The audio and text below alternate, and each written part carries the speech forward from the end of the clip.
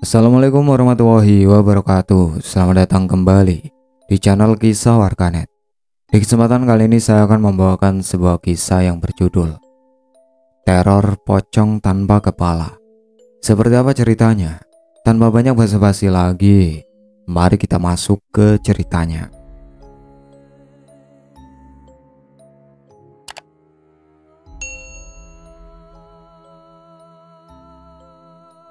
Desa Wonokromo, desa kecil yang terpencil di lereng perbukitan Jawa Timur. Awalnya dikenal sebagai tempat yang tenang, damai, dan rukun. Tahun 1994, kehidupan di sana masih seperti dulu, tradisional banget. Orang-orangnya mayoritas petani yang sibuk di sawah dari pagi sampai sore. Dan kalau malam, desa ini jadi sunyi senyap, kayak gak ada kehidupan sama sekali. Tapi di balik ketenangan yang kelihatan di permukaan, ada misteri besar yang bakal ngerubah segalanya. Malam itu, langit di Wonokerto gelap banget, ditutup awan tebal yang bikin suasana makin dingin. Angin kencang berembus, bikin daun-daun di sepanjang jalan desa saling gesek-gesekan. Suaranya bikin merinding. Di rumah kecil di pinggir desa, Pak Ahmad mondar-mandir gak tenang. Sesekali melirik istrinya, Nyai Siti, yang lagi terbaring di kasur, sambil meringis nahan sakit. "Ahmad," panggil Nyai Siti pelan, suaranya serak, penuh kekhawatiran. "Anak kita kayaknya bakal lahir malam ini." Pak Ahmad langsung berhenti mondar-mandir, buru-buru mendekat ke ranjang dan pegang tangan istrinya. Wajahnya campur aduk, antara cemas dan berharap. Ini anak ketiga mereka, dan seperti dua kelahiran sebelumnya, mereka masih percaya sama Bu Ira, dukun bayi yang udah lama bantu persalinan di desa ini. "Siti, aku ke rumah Bu Ira sekarang ya. Sabar ya, bentar lagi," katanya dengan suara pelan tapi tegang. Nyai Siti cuma bisa mengangguk sambil nahan nafas tiap kali kontraksi datang. Keringat dingin mulai menetes di dahinya, padahal udara malam dingin banget. Pak Ahmad buru-buru ambil caping, lalu lari menuju rumah Bu Ira yang gak jauh dari rumah mereka di ujung desa. Malam itu sunyi banget, cuma langkah kaki Pak Ahmad yang terdengar di jalan tanah. Dia lari makin kencang, mengabaikan rasa dingin yang menusuk badan. Pikirannya cuma tertuju ke keselamatan Nyai Siti dan bayi yang bakal lahir. Beberapa menit berlari, akhirnya Pak Ahmad sampai di depan rumah Bu Ira. Rumahnya kecil dan sederhana. Udah berdiri di situ puluhan tahun, jadi tempat andalan warga desa. Dengan sedikit terburu-buru, Pak Ahmad ketuk pintu kayu rumah Bu Ira. "Bu Ira?" panggil Pak Ahmad dengan nada gugup. "Bu Ira, tolong, istriku mau melahirkan." Tapi gak ada jawaban. Hening. Pak Ahmad ketuk pintu lagi, kali ini lebih keras. "Bu Ira, ini Ahmad Bu. Istriku udah mau melahirkan. Cepat Bu." Tetap gak ada suara dari dalam. Pak Ahmad mulai gak enak hati. Tumben banget Bu Ira gak merespon, apalagi dalam keadaan genting kayak gini. Perasaan gak nyaman mulai merambat. Dengan ragu, Pak Ahmad pegang gagang pintu. Ternyata gak dikunci. Pintu itu terbuka pelan, nyaris tanpa suara. Di dalam, suasana rumah terasa dingin dan gelap. Cuma ada beberapa lilin kecil yang nyala redup, bikin suasana makin seram. "Bu Ira?" Pak Ahmad memanggil lagi. Suaranya pelan dan penuh keraguan. Jantungnya berdegup kencang, merasa ada yang gak beres. Dia masuk ke dalam rumah, langkahnya hati-hati menuju ruang tamu. Begitu sampai di ruang tamu, dia lihat kursi-kursi kosong. Biasanya ada orang yang ngantri di situ, tapi sekarang bau anyir samar-samar tercium. Pak Ahmad makin melangkah ke dalam, lalu tiba-tiba berhenti. Di sana, di tengah ruangan, tergeletak sesuatu yang bikin darah Pak Ahmad mendadak dingin. Di lantai yang lembab terbaring Bu Ira, tubuhnya kaku dan kepalanya hilang. Yang tersisa cuma lehernya yang menganga. Pak Ahmad langsung menjerit ketakutan, mundur dengan tubuh gemetar. Dadanya sesak, gak percaya dengan apa yang baru dilihatnya. Dia berdiri kaku beberapa detik, matanya terus menatap pemandangan mengerikan itu. Apa-apaan ini? Gumamnya pelan, hampir gak terdengar. Siapa yang tega? Pikiran Pak Ahmad kacau balau, gak masuk akal batinnya. Bu Ira kan dihormati di desa ini. Walaupun belakangan ada gosip soal susuk, tapi siapa yang bisa melakukan hal sekeji ini? Tiba-tiba terdengar suara langkah dari belakang rumah, bikin Pak Ahmad langsung berbalik. Rasa takutnya makin jadi. Tanpa pikir panjang, dia langsung lari keluar, gak peduli dinginnya malam atau lelahnya badan. Sesampainya di rumah, wajahnya basah oleh keringat, nafasnya ngos-ngosan. Nyai Siti yang masih terbaring di kasur langsung menatap suaminya dengan cemas. Gimana Ahmad? Bu Ira bakal segera datang kan? Tanya Nyai Siti, suaranya lemah di sela-sela rasa sakit yang semakin hebat. Pak Ahmad menatap istrinya dengan wajah penuh ketakutan. Siti, Bu Ira, dia... Suaranya tersendat, bingung mau ngomong apa. Ada apa Ahmad? Apa yang terjadi? Nyai Siti makin panik, mencoba duduk meski sakitnya luar biasa. Akhirnya Pak Ahmad bicara dengan suara gemetar. Bu Ira sudah mati Siti. Ada yang bunuh dia. Kepalanya hilang entah kemana. Nyai Siti terdiam, berusaha mencerna apa yang baru saja dia dengar. Wajahnya langsung pucat. Rasa sakitnya bercampur dengan ketakutan yang mulai menguasai dirinya. Gak mungkin. Siapa yang bisa sekejam itu? Tanyanya. Suaranya terdengar gak percaya. Pak Ahmad cuma bisa geleng-geleng kepala. Aku gak tahu Siti. Aku benar-benar gak tahu. Tapi satu hal yang pasti, mereka gak bisa nunggu lebih lama lagi. Harus cari bantuan secepatnya sebelum semuanya tambah buruk. Pak Ahmad tahu dia harus cari jalan lain buat nyelamatin Nyai Siti dan bayi yang belum lahir. Karena Bu Ira, satu-satunya harapan mereka, udah gak ada lagi. Ahmad, cepat. Aku gak kuat lagi. Desis Nyai Siti. Nafasnya terengah di tengah kontraksi yang semakin sering. Pak Ahmad cuma bisa mengangguk, matanya penuh kebingungan dan ketakutan. Dia gak tahu apa yang bakal terjadi selanjutnya. Tapi satu hal yang pasti, malam ini bakal jadi malam yang panjang dan penuh teror. Pak Ahmad lari balik ke rumah Bu Ira. Jantungnya berdegup kencang, nyoba nenangin diri. Di pikirannya dia terus menyangkal apa yang baru saja dilihat. Mungkin aja dia salah lihat, atau bisa jadi cuma halusinasi gara-gara cemas berlebihan. Tapi semakin dekat ke rumah Bu Ira, rasa takut yang mencekam makin gak bisa diabaikan. Rumah Bu Ira tetap sepi, gelap gulita. Gak ada cahaya lilin dari jendela, gak ada suara langkah, cuma keheningan dan angin dingin yang terus berembus. Bau busuk makin terasa menusuk hidung Pak Ahmad. Kali ini lebih kuat, bikin perut mual. Dengan tangan gemetar, Pak Ahmad dorong pintu rumah Bu Ira. Suara derit pintu yang kebuka bikin suasana makin mencekam. Di dalam ruangan terasa jauh lebih dingin daripada di luar, seolah-olah tempat itu udah kehilangan nyawa. Bau busuk makin gak ketahan, dan di tengah ruangan, mayat Bu Ira masih tergeletak gak utuh. Sekarang Pak Ahmad bisa lihat lebih jelas. Tubuh Ibu Ira dikerubungi belatung. Tikus-tikus kecil berkeliaran di sekeliling mayat, mengunyah sisa-sisa daging, menambah kengerian. Mata Pak Ahmad membelalak, tenggorokannya tercekat, nafasnya makin berat. Hampir gak bisa ngerasain udara lagi karena mual yang begitu kuat. Dia nutup mulutnya, tapi gak bisa gerak dari tempatnya berdiri. Tubuhnya kaku, terpaku sama rasa takut yang dalam banget. Ya Allah, bisiknya pelan, nyaris gak kedengaran. Pemandangan itu begitu mengerikan sampai dia hampir gak bisa berdiri. Seluruh tubuhnya bergetar hebat.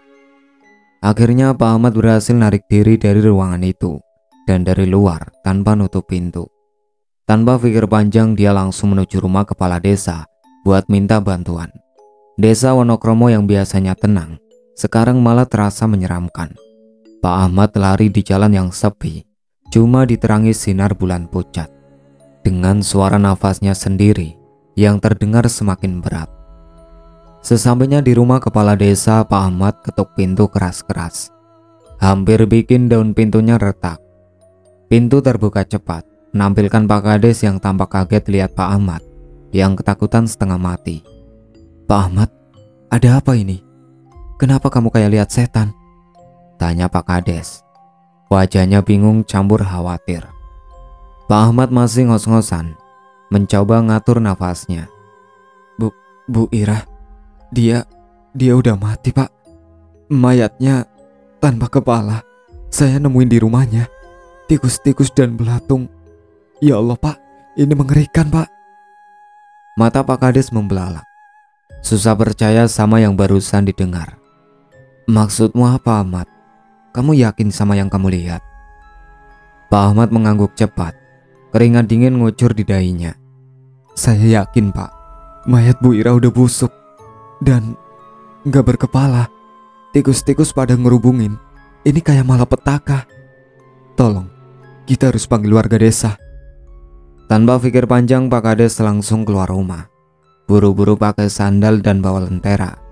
Dia jalan cepat menuju pos ronda, tempat beberapa warga bisa berjaga malam. Pak Ahmad ngikut di belakang, masih gemetar ketakutan. Sampai di pos ronda, Pak Kades memanggil beberapa warga yang lagi jaga. "Cepetan, kita harus ke rumah Bu Ira. Ada hal buruk terjadi." Beberapa warga ngelihat Pak Kades dengan wajah bingung, tapi melihat keseriusan di wajahnya, mereka langsung gerak cepat. Mereka bawa obor dan senjata seadanya, khawatir akan ada apa yang bakal mereka temui di rumah Bu Ira. Rombongan kecil itu jalan cepat menuju rumah Bu Ira. Malam makin dingin, dan angin yang berembus membawa bau busuk yang samar-samar. Sampai di rumah Bu Ira, pintu yang terbuka ngasih pandangan gelap ke dalam rumah. Pak Kades masuk duluan, diikutin warga lainnya. Begitu mereka cium bau busuk yang menyengat dan lihat mayat Bu Ira yang gak berkepala, semua langsung terdiam. Beberapa mundur, nutup hidung dan mulut. Gak kuat lihat kondisi mayat yang benar-benar mengerikan. "Ya Allah, siapa yang bisa sekejam ini?" gumam salah satu warga dengan suara gemetar. Pak Kades lihat mayat Bu Ira dengan tatapan serius. "Ini bukan pembunuhan biasa," katanya pelan tapi tegas. "Kita harus menyelidiki ini lebih dalam. Jangan ada yang nyentuh mayatnya. Kita harus segera lapor ke pihak berwajib." Warga desa saling pandang dengan wajah cemas. Bu Ira bukan cuma dukun bayi. Dia adalah sosok yang dihormati di desa Wonokromo. Kematian yang mengerikan ini bukan cuma menggemparkan, tapi juga menakutkan. Bisik-bisik mulai terdengar di antara mereka, mengingatkan rumor yang udah lama beredar. "Jangan-jangan ini ada hubungannya sama susuk yang dia pakai?" tanya salah satu warga dengan suara pelan, bikin yang lain terdiam. Pak Kades ngelihat warga itu dengan tatapan serius. "Kita nggak bisa langsung nyimpulin sesuatu tanpa bukti," katanya tegas. "Tapi apapun itu, malam ini adalah awal dari sesuatu yang buruk. Kita harus siap-siap menghadapi hal-hal yang mungkin terjadi di desa kita." Malam itu, warga desa Wonokromo gak bisa tidur, dihantui ketakutan dan kebingungan. Penemuan mayat Bu Ira bukan cuma awal dari malapetaka, tapi juga pintu yang membuka kegelapan lebih besar. Desa yang selama ini damai, sekarang mulai diselimuti misteri yang bisa mengubah hidup mereka selamanya. Sejenak penemuan mayat Bu Ira, suasana di desa Wonokromo berubah total. Warga yang biasanya hidup damai, sekarang penuh ketakutan dan kecurigaan.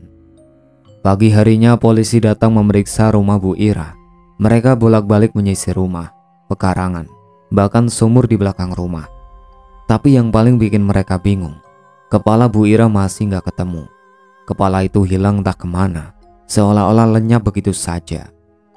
Sementara polisi sibuk, warga desa berkumpul di balai desa. Suasananya penuh kecemasan. Wajah-wajah orang-orang tampak pucat, Semua mulai spekulasi. Ada yang berbisik-bisik, ada yang terang-terangan nanya ke orang lain. Gimana ceritanya kepala Bu Ira bisa hilang gitu aja?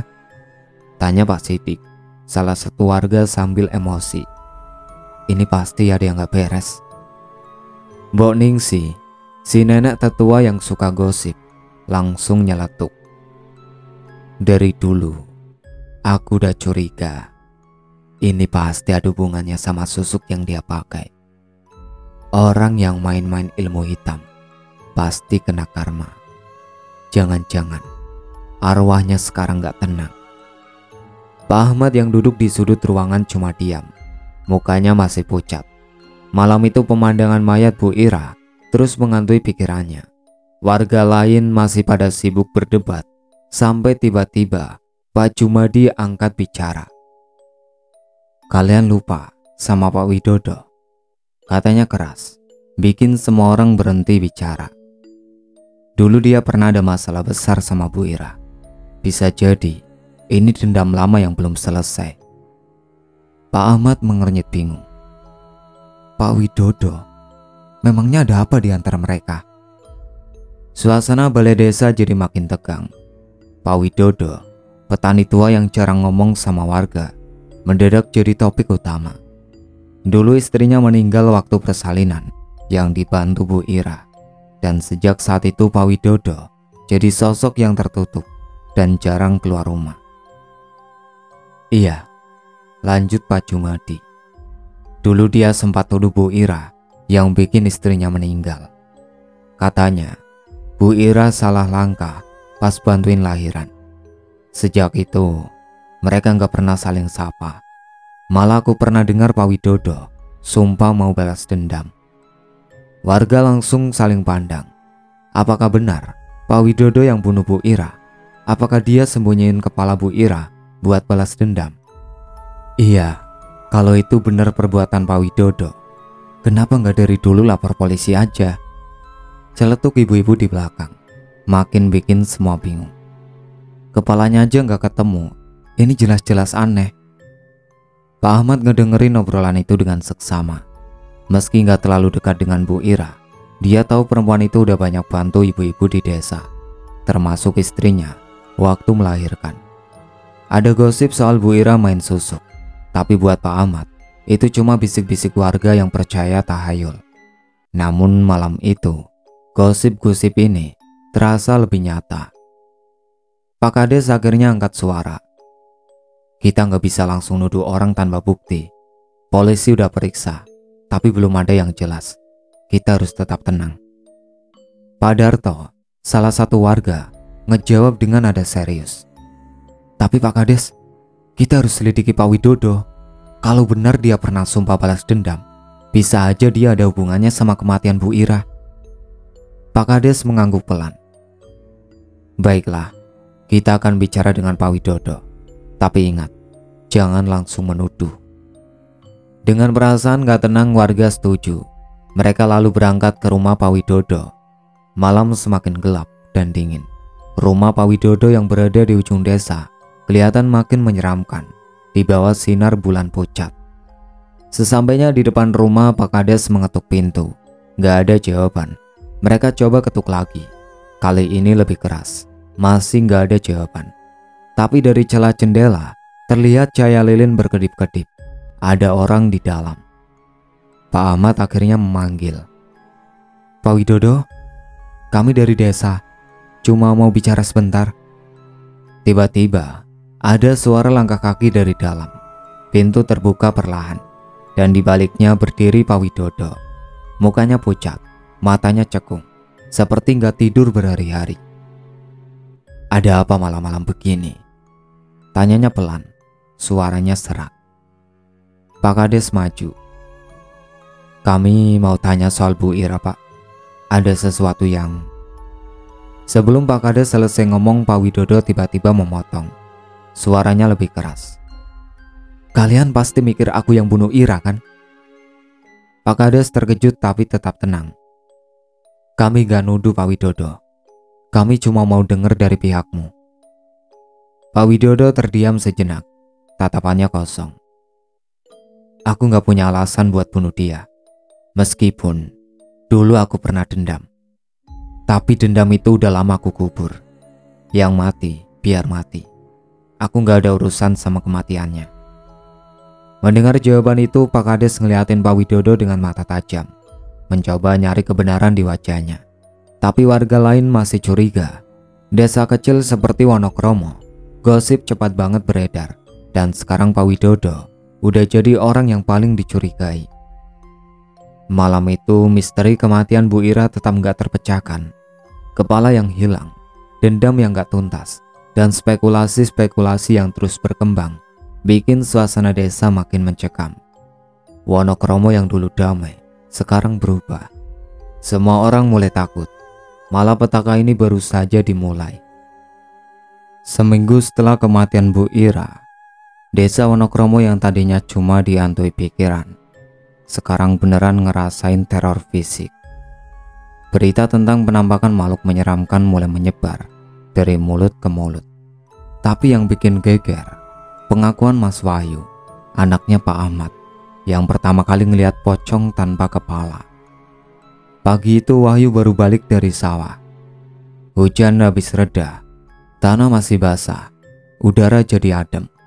Sambil jalan, pikiran Wahyu masih gak bisa lepas dari kematian Bu Ira yang jadi gosip panas di desa.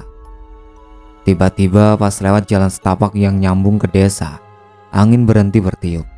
Semuanya jadi sunyi senyap, sampai suara jangkrik yang biasa rame juga hilang entah kemana. Wahyu kaget, jantungnya mulai deg-degan tanpa sebab. Langkahnya makin cepat, tapi tiba-tiba dia ngerem mendadak. Di antara pohon bambu yang memisahkan jalan sama kuburan tua, dia ngelihat sosok aneh, pocong. Tapi pocongnya nggak ada kepala. Makhluk itu terbungkus kain kafan yang lusuh banget. Yang bikin seram, nggak ada kepala sama sekali. Badannya kayak melayang. Kain kafannya ngembang tertiup angin. Meski nggak ada mata, Wahyu bisa ngerasa kalau pocong itu lagi natap dia, menusuk sampai ke sumsum tulang.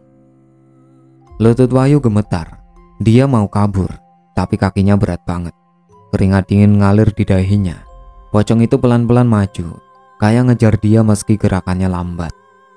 Ya Allah, apa ini? Bisik Wahyu dengan suara lirih. Akhirnya bisa juga muter badan, terus lari sekencang-kencangnya ke rumah. Begitu sampai rumah, Wahyu langsung cerita ke Pak Ahmad sama Nyai Siti. Nafasnya ngos-ngosan, matanya belok penuh ketakutan. Pak Ahmad yang biasanya kalem kali ini ikutan panik. Kamu yakin Yuk? Mungkin kamu cuma kecapean habis kerja di sawah, kata Pak Ahmad sambil nyoba nenangin Wahyu. Enggak Pak, aku lihat beneran. Pocong tanpa kepala itu jelas-jelas nongol di depanku. Aku lihat dengan mata kepalaku sendiri. Wahyu bersikeras, meski suaranya masih bergetar. Nyai Siti yang mendengar cerita Wahyu langsung merapatkan tangan ke dada. Astagfirullah, jangan-jangan ini ada hubungannya sama Bu Ira, gumamnya sambil melirik Pak Ahmad dengan tatapan cemas. Kabar soal penampakan pocong itu langsung menyebar seantero Wonokromo. Awalnya banyak yang gak percaya. Mereka pikir Wahyu mungkin halusinasi karena capek atau stres. Tapi seminggu kemudian, warga lain mulai melapor kalau mereka juga ngelihat hal yang sama. Salah satunya Pak Darto yang biasa begadang jaga ladangnya. Aku baru pulang dari warung kopi, pas ngerasa ada yang ngikutin dari belakang. Ceritanya ke warga di warung. Pas aku nengok, pocong tanpa kepala itu beneran di belakangku. Aku langsung lari kalang kabut. Cerita demi cerita bikin warga makin cemas. Orang yang tadinya gak percaya sekarang jadi takut keluar rumah pas malam tiba. Warung-warung yang biasanya ramai juga sepi. Jalanan desa jadi kayak desa mati. Gak cuma 1-2 orang yang ngaku ngeliat pocong itu. Beberapa warga mulai ngeliat di tempat-tempat lain. Ada yang ngeliat di pematang sawah dekat sumur, bahkan di rumah Bu Ira yang udah kosong dan angker. Pak Kades sama beberapa tokoh desa berusaha tetap tenang. Mereka keliling buat cek laporan warga, tapi setiap kali datang ke lokasi, pocong itu gak pernah muncul. Ini makin gak masuk akal. Kata Pak Kades ke Pak Ahmad sama warga lain di balai desa. Kita harus cari penjelasan yang logis. Kalau terus-terusan begini, desa kita bisa kacau. Tapi, makin lama makin jelas kalau teror ini gak bisa dianggap enteng. Beberapa warga mulai pergi ke dukun atau kiai buat cari jawaban. Kiai Zainal yang dihormati di desa akhirnya angkat bicara setelah banyak laporan masuk. Saya rasa ini bukan sekedar ilusi atau ketakutan biasa. Katanya pas lagi di rumah Pak Ahmad, ada yang gak beres dengan kematian Bu Ira. Mungkin arwahnya gak tenang, atau ada hal yang lebih besar yang sedang terjadi. Pak Ahmad yang mendengar cerita anaknya, tetangga, sama perkataan Kiai Zainal, ngerasa beban di pundaknya makin berat. Akhirnya dia ngajak warga buat ngadain doa bersama di balai desa, berharap bisa nenangin arwah Bu Ira atau usir teror yang makin meresahkan ini. Tapi meski doa-doa udah dipanjatkan, ketenangan gak kunjung datang. Penampakan pocong tanpa kepala terus-terusan menghantui warga.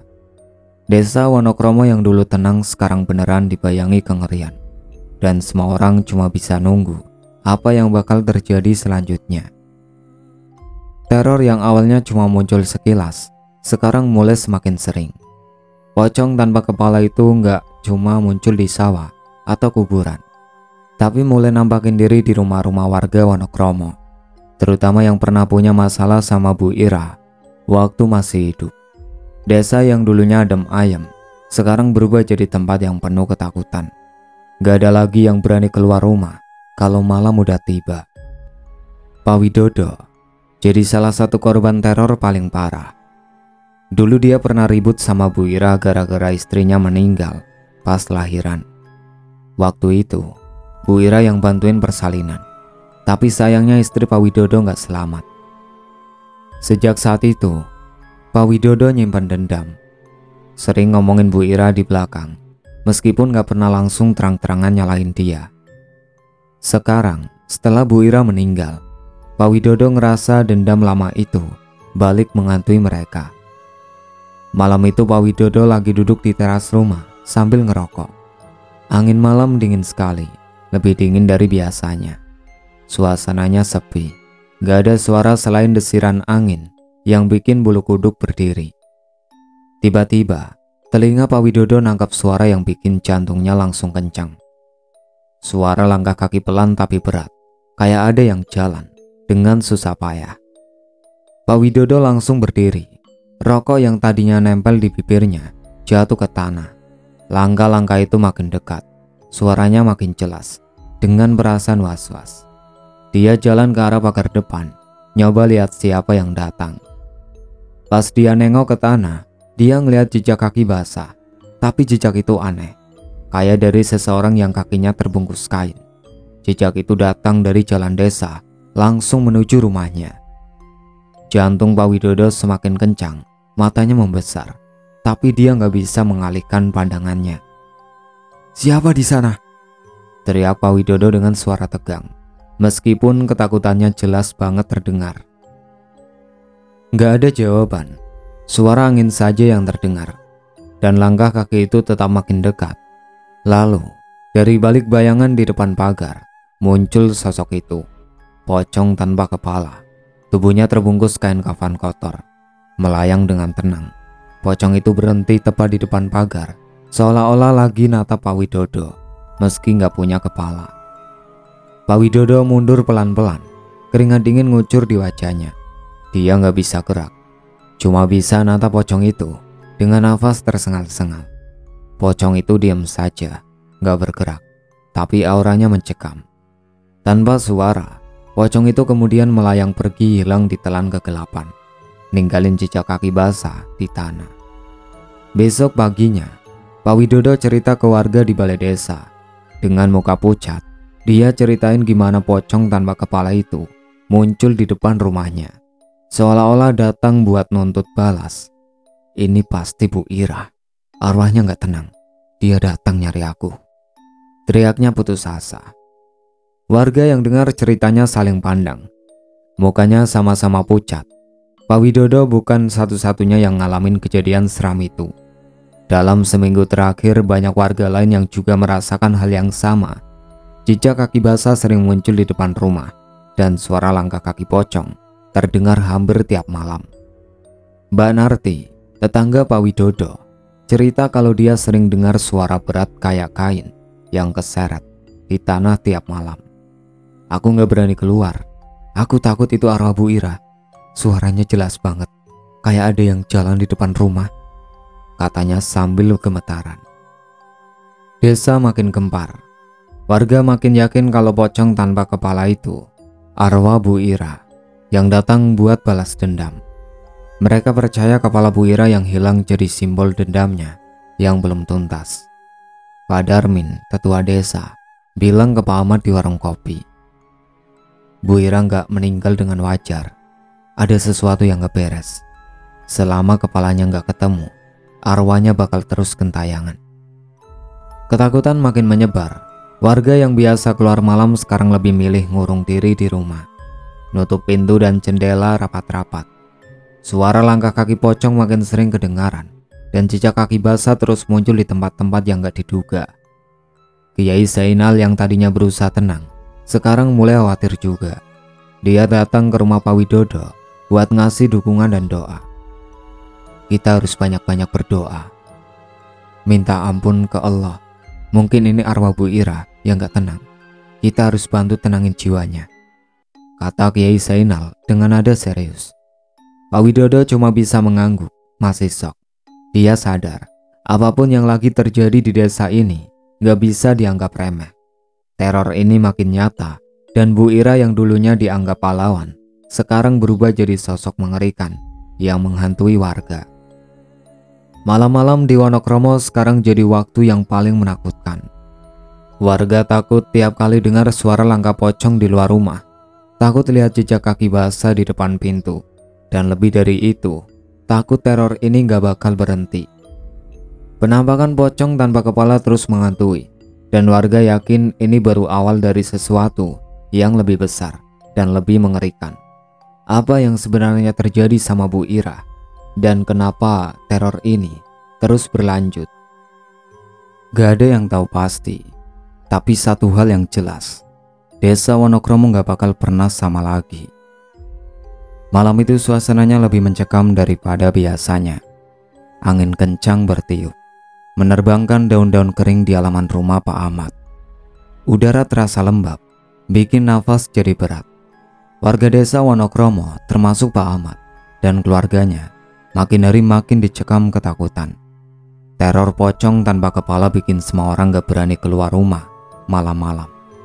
Pak Ahmad duduk di ruang tengah, mencoba nenangin diri dengan baca ayat-ayat suci. Di sampingnya Mas Wahyu, anaknya, tampak gelisah. Tatapannya kadang melirik jendela yang menghadap ke halaman depan. Kira-kira kapan ini semua bakal selesai, Pak? Tanya Mas Wahyu sambil ngelap keringat di dahinya yang gak berhenti mengalir. Pak Ahmad gak langsung jawab. Dia juga udah lama kepikiran soal itu, tapi gak ada yang bisa kasih jawaban pasti. Semenjak penampakan pocong tanpa kepala, suasana desa makin mencekam. Teror terus terjadi, dan Pak Ahmad sadar kalau cepat atau lambat, keluarganya juga pasti bakal kena giliran. Tiba-tiba di tengah kesunyian, terdengar suara benda jatuh dari luar rumah. Mas Wahyu langsung berdiri, jantungnya deg-degduk kencang. Pak Ahmad meletakkan Al-Quran di meja dan berdiri perlahan. Ngerasa suasana jadi makin gak enak. Kau dengar itu, Wahyu? Tanya Pak Ahmad, suaranya tegang. Mas Wahyu mengangguk. Suara itu terdengar lagi. Kali ini diikuti langkah kaki berat, langkah-langkah yang lambat, terbungkus kain. Suara itu jelas banget, kayak dari makhluk yang jalan terseok-seok. Pak Ahmad dan Mas Wahyu saling pandang, mata mereka penuh ketakutan. Mereka tahu siapa yang datang. Ya Allah, ini dia, bisik Pak Ahmad, suaranya gemetar. Sebelum mereka bisa bergerak, suara ketukan terdengar lebih keras, makin dekat ke pintu rumah. Pak Ahmad nekat mendekati jendela kecil di ruang tamu, mengintip pelan-pelan. Apa yang dilihatnya bikin darahnya serasa berhenti ngalir seketika. Di luar sana, berdiri pocong tanpa kepala. Tubuhnya dibungkus kain kafan kotor yang penuh tanah. Pocong itu gak bergerak. Cuma diam berdiri di depan rumah, gak jauh dari pintu. Meski gak punya kepala, sosoknya terasa menyeramkan banget. Pak Ahmad langsung gemetar, sementara kakinya lemas. "Wahyu, itu dia," lirik Pak Ahmad. Hampir gak terdengar, tapi cukup untuk bikin Mas Wahyu makin tegang. Tanpa banyak basa-basi, Mas Wahyu langsung mendekat dan ngintip juga dari jendela. Matanya langsung melebar, nafasnya tersengal-sengal. Pocong itu gak bergerak, tapi sosoknya jelas kelihatan, kayak lagi nunggu sesuatu. Tiba-tiba, pocong itu mulai bergerak. Dia melompat pelan tapi pasti, mendekati pintu rumah. Lompatan yang aneh, gak kayak pocong di cerita-cerita, malah lebih menyeramkan. Setiap lompatan pocong itu, tanah terasa bergetar. "Pak, kita masuk aja, Pak," bisik Mas Wahyu panik. Pak Ahmad yang awalnya terpaku, akhirnya tersadar. "Iya, cepat, masuk ke dalam." Mereka berdua langsung berlari menuju pintu dalam rumah, nutup pintu rapat-rapat, dan ngunci dengan semua pengaman yang ada. Mereka bisa ngerasain jantung mereka berdegup kencang, dan rasa takut menyelimuti ruangan. Tapi ternyata, pocong itu gak berhenti di situ. Dari balik pintu mereka masih bisa dengar suara langkah kaki pocong yang makin dekat. Suara kain kafan yang terseret-seret tanah makin jelas terdengar. Langkah pocong itu sekarang udah tepat di depan pintu. Pak Ahmad dan Mas Wahyu saling tatap. Ketakutan merambat ke setiap sudut rumah. Tiba-tiba, suara ketukan terdengar dari pintu. "Ya Allah," bisik Pak Ahmad sambil meremas tasbih di tangannya. Keringat dingin mengalir deras. Astagfirullahaladzim. Mereka benar-benar gak tahu harus ngapain. Pocong itu jelas ada di luar pintu, dan ketukan terus berulang. Setiap ketukan semakin keras, seolah-olah pocong itu ingin mereka membuka pintu. Mas Wahyu mencoba tetap tenang, tapi tubuhnya gemetar. "Pak, apa kita buka aja pintunya?" tanyanya dengan suara parau. Pak Ahmad menatap anaknya dengan ngeri. "Jangan, Wahyu, jangan pernah buka pintunya," jawabnya tegas, tapi terdengar jelas ketakutan yang menyelimuti dirinya. Ketukan itu terus terdengar makin kencang, seolah memenuhi rumah. Rasanya seperti pocong itu ada di mana-mana, meski mereka tahu dia cuma ada di luar. Suasana makin mencekam. Nafas mereka terdengar berat, dan ruangan terasa dingin. Setiap detik yang berlalu terasa kayak tajam. Di tengah-tengah kekacauan dan kekuatan itu, cuma doa yang bisa mereka panjatkan. Pak Ahmad mulai menggumamkan doa pelan-pelan, sementara tangan Mas Wahyu gemetar di gagang pintu. Siap-siap kalau ada hal yang lebih buruk lagi terjadi. Tiba-tiba ketukan itu berhenti.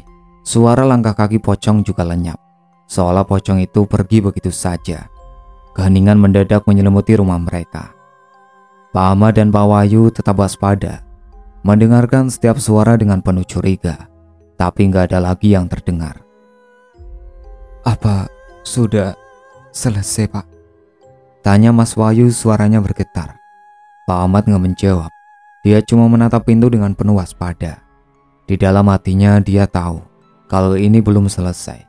Arwah Bu Ira masih ada di luar sana, menunggu waktu yang tepat untuk kembali.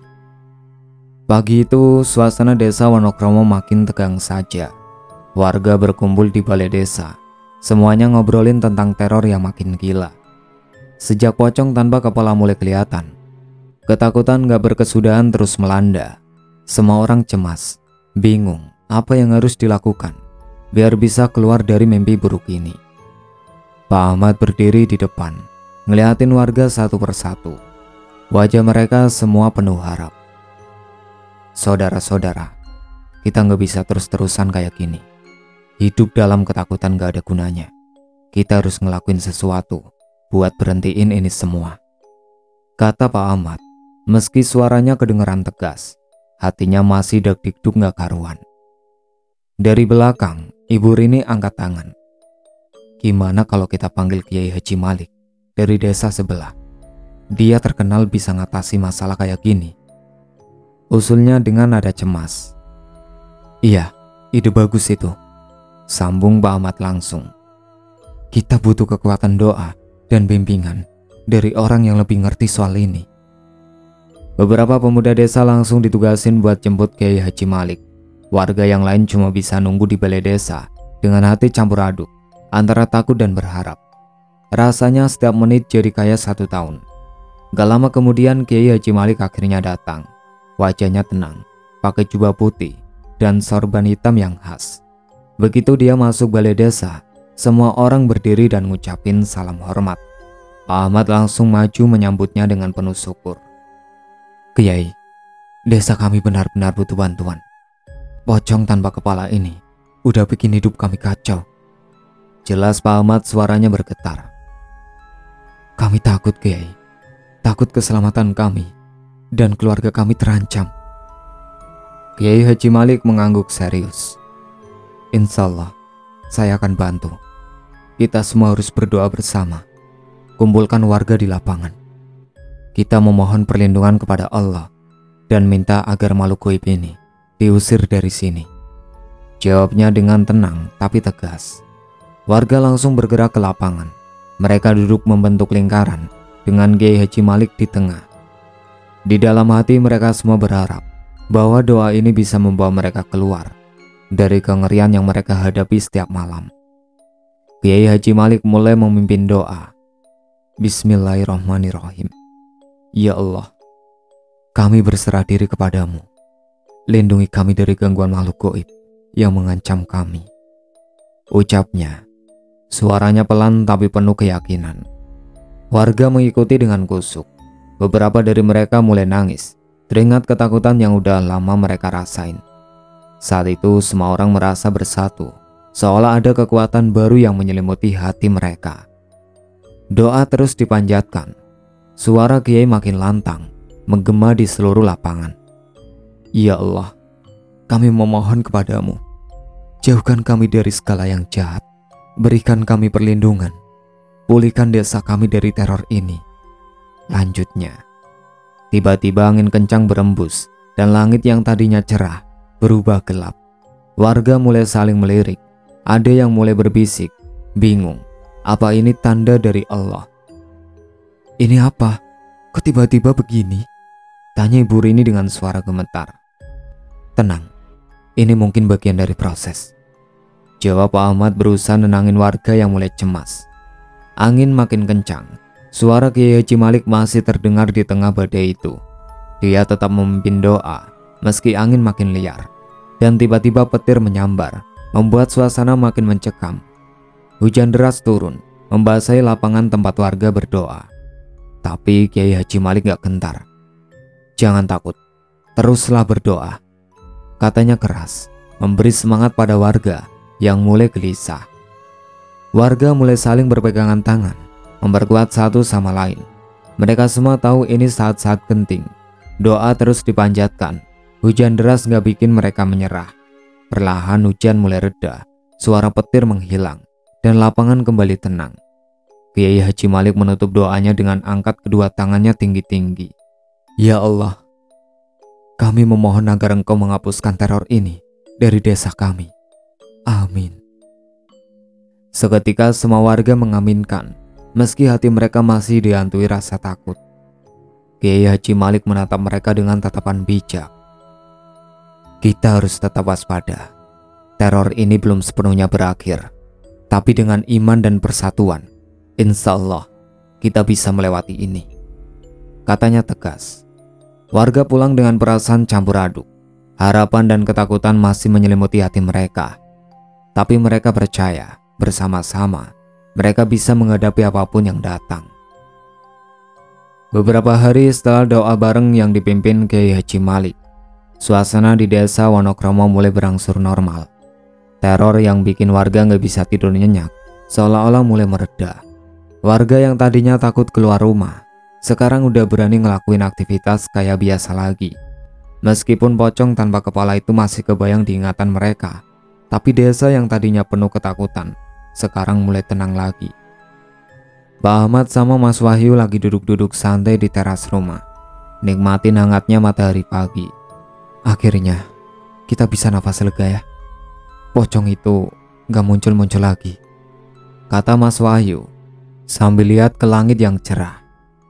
Iya, mungkin doa kita didengar, jawab Pak Ahmad sambil sandarin punggung ke tembok. Tapi ada satu hal yang masih bikin aku kepikiran. Apa itu ya? Tanya Mas Wahyu penasaran. Kepala Bu Ira. Kita semua tahu kepalanya hilang gak tahu kemana. Apa sebenarnya yang terjadi? Kok gak ada yang bisa nemuin? Pak Ahmad jawab sambil kerutkan dahi, tanda kalau dia mikirin hal itu dalam-dalam. Mereka berdua diam sejenak. Kebayang lagi wajah Bu Ira yang dulu sering lewat di desa, kelihatan berwibawa dan bijak. Semoga arwahnya tenang, bisik Mas Wahyu walaupun dalam hati dia sendiri juga masih bingung dan sedih. Di tempat lain di desa, beberapa warga lagi ngumpul di warung kopi, ngobrolin soal misteri kematian Bu Ira. Ini misteri belum ketemu jawabannya, kata Pak Tono, salah satu petani. Kita harus cari tahu lebih lanjut. Siapa tahu ada yang lihat sesuatu sebelum kepalanya Bu Ira hilang. Betul tuh, mungkin kita bisa mulai cari petunjuk sendiri. Siapa tahu ada yang terlewat. Saran Ibu Rini yang emang selalu penasaran sama hal-hal mistis. Lagi asik berdiskusi, mereka nggak sadar kalau di luar jendela langit mulai mendung. Angin kencang tiba-tiba berembus, bikin suasana makin gak nyaman. Salah satu pemuda, yaitu Anton, yang lagi berdiri di dekat pintu, tiba-tiba ngerasa ada getaran aneh di tanah. Teman-teman, ada yang gak beres. Rasanya kayak ada sesuatu yang mau datang, katanya sambil ngeri. Warga di warung langsung pada diem, dengerin baik-baik. Suara langkah kaki yang mirip banget sama langkah pocong mulai terdengar pelan-pelan dari kejauhan. Semua langsung tegang, rasa takut mulai naik lagi. Tapi sebelum situasi makin kacau, Pak Ahmad angkat tangan. Tenang semua, kita udah ngelawan ini bareng-bareng. Doa kita udah berhasil ngusir pocong itu. Kita harus percaya, kita aman sekarang, katanya berusaha nenangin. Walau begitu, warga tetap susah ngelanjutin obrolan. Dalam hati masing-masing rasa takut itu masih ada. Apa benar pocong itu udah hilang? Atau justru kegelapan itu masih nunggu buat nyerang lagi? Malam pun tiba tanpa ada kejadian yang mencurigakan. Suara jangkrik dan angin malam jadi teman warga yang mulai beristirahat. Tetapi beberapa orang masih cemas, apalagi mereka yang pernah punya masalah sama Bu Ira. Besoknya Pak Ahmad sama Mas Wahyu mutusin buat pergi ke rumah Bu Ira yang sekarang kosong. Kita harus pastiin gak ada yang kelewat.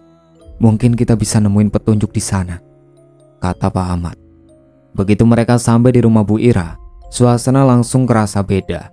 Pintu kayu yang dulu kokoh sekarang udah mulai berkarat, dan rumput liar tumbuh di sekitar rumah.